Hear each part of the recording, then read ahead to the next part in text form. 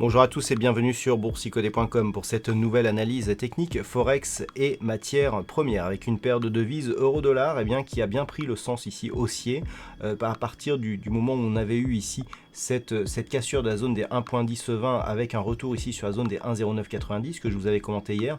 On était revenu ici sur la zone des 1.1020 et on avait même commencé à la casser.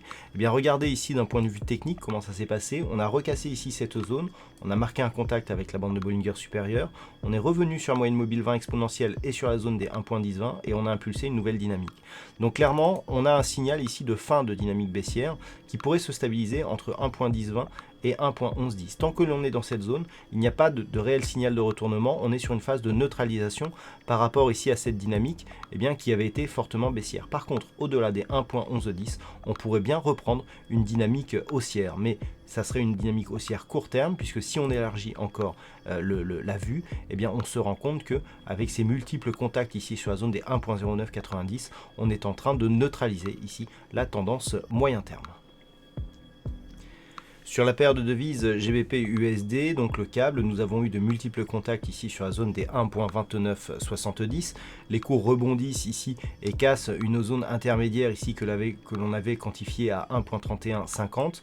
Donc on s'achemine vers une dynamique haussière à la veille, donc enfin c'est même aujourd'hui que le Brexit sera validé.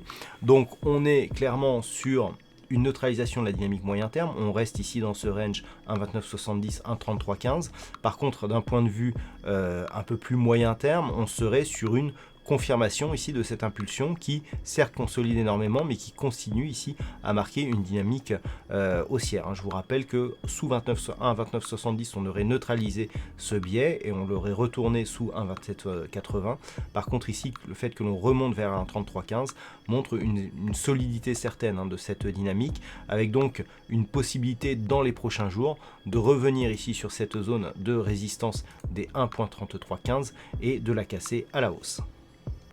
Sur l'or, nous sommes toujours ici dans une poursuite de dynamique haussière, mais qui se fait sans grande puissance, avec très peu de momentum. On aurait pu penser ici avec cette attaque que les cours iraient d'une manière beaucoup plus rapide. On est à peine parvenu ici à clôturer en fin de semaine sur les mêmes niveaux, c'est-à-dire le niveau d'ouverture que l'on a eu en début de semaine, on a le même en fin de semaine. Donc clairement, on est toujours certes sur une dynamique haussière, mais qui n'a pas une grosse puissance. On aurait pu s'attendre à revenir au moins ici sur cette zone des 1593, cette zone ici de résistance intermédiaire. On a un plus haut ici proche des 1610 $ l'once. Donc on continue à remonter tout doucement avec ici une petite zone de support oblique qui est en train de se dessiner. Nous avons toujours donc un objectif de poursuite en direction ici des 1594 $ l'once. Et puis enfin sur le WTI, nous avions une configuration avec un objectif de retour ici sur un retracement total de la précédente dynamique haussière suite à la rupture ici du retracement à 61,8%. L'objectif était donc un retour sur la zone des 51 $ le baril.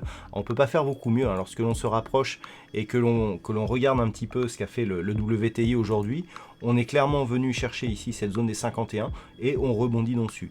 Donc la zone ici avec un point bas à 50,97 $ le baril, on rebondit sur cette zone. Donc clairement on a un objectif qui est atteint et qui est validé pour quelques centièmes de pips.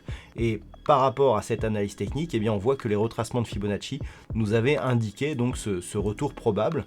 Et donc on a une neutralisation de la tendance moyen terme, puisque le fait ici d'avoir eu cette dynamique ici qui a marqué un point haut et qui revient sur cette zone, donc là clairement on valide une poursuite de dynamique qui d'un point de vue moyen long terme reste neutre, entre 51 ici et environ 65,50, voire même un peu plus bas sur du point de vue ici de la résistance. Voilà, on serait sur une résistance qui sera à peu près sur ces niveaux à 64 $ le baril.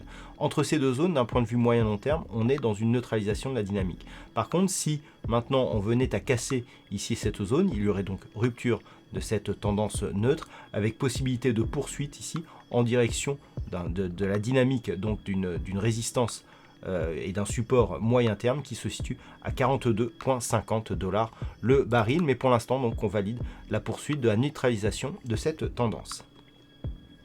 Voilà donc ce que l'on peut dire sur cette analyse technique Forex et matières premières. Passez une bonne soirée, un bon week-end. On se retrouve dès la semaine prochaine pour d'autres analyses techniques, toujours sur le site boursicoté.com.